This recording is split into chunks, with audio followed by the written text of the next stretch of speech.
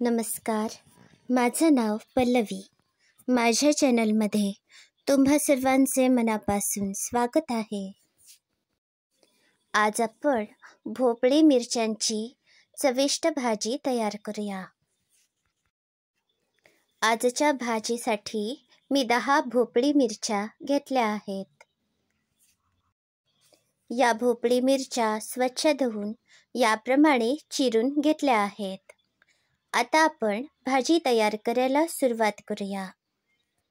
गॅसवर जाडबुडाची कढई ठेवली आहे. यामध्ये थोडेसे तेल घालते.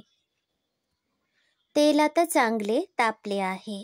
यामध्ये 1 चमचा मोहरी घातली आहे. मोहरी आता चांगली तडतडली आहे. आता आपण यामध्ये 1 चमचाभर जिरे घालूया. 7 ते 8 लसणीच्या पाकळ्या घातल्या आहेत. 1 चमचाभर हळद घातली आहे. 1 लहान चमचा हिंग पावडर घातली आहे. 1 चमचा सुंठ पावडर घातली आहे. याऐवजी तुम्ही आले किसून घालू शकता. थोडीशी कडीलिंबाची पाने घालते. आता आपली फोडणी तयार आहे. यामध्ये ही चिरलेली भाजी घालूया. 1 ग्लासभर पाणी घालते. आता या कढईवर झाकण ठेवते. ही भाजी शिजण्यासाठी ठेवूया.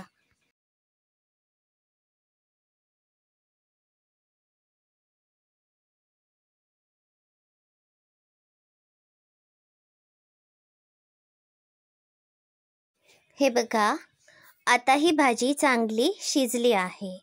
यामध्ये 3 ते 4 चमचे तिखट घालूया.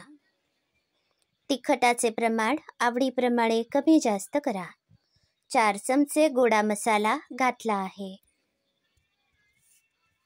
3 चमचे ओंड पावडर घातली आहे.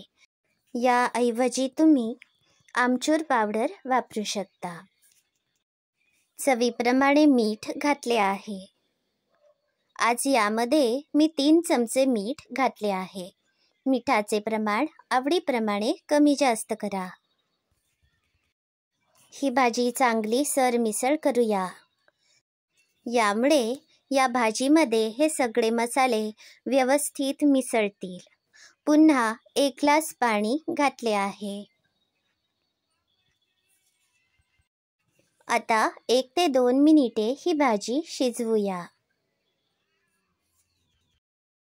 गॅसवर मंद आचेवर ते मध्यम आचेवर आपण ही भाजी तयार करूया. या भाजीमध्ये आपण अगदी बेतानेच पाणी घालायचं आहे. चवीप्रमाणे गूळ घातला आहे. आता हा गूळ चांगला विरघळला आहे. यामध्ये 2 मोठे चमचे बेसन घालते. बेसन घातल्यामुळे या भाजीची चव आणखी चांगली होते. पुन्हा ही भाजी चांगली सरमिसळ करूया आणि 1 ते 2 मिनिटे ही भाजी शिजवूया. आता 2 मिनिटे ही भाजी मी अशीच गरम केली. ही भाजी आता तयार आहे.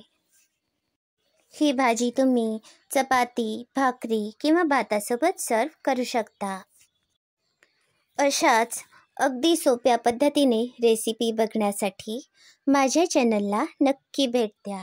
याबरोबरच माझे चॅनल सबस्क्राईब करायला अजिबात विसरू नका. हे व्हिडिओ सगळ्यांना शेअर करा.